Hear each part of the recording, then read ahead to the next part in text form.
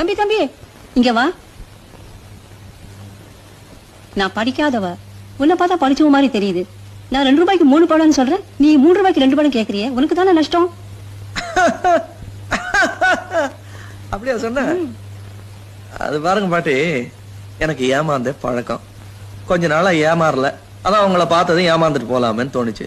ஏன் அப்படியே ஏமாத்தி வித்துருக்க வேண்டியதானே? ஏமாத்தி வாங்குற காசு உடம்புல ஒட்டாது.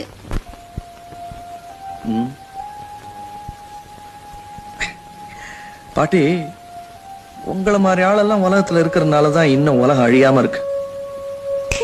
கராரா சொல்லிவிட்டேன், 3 ரூபாய்க்கு 2 பழம் கொடுத்தா கொடுங்க, இல்லன்னா நானும் கராரா தான் சொல்றேன். 2 ரூபாய்க்கு 3 பழம்.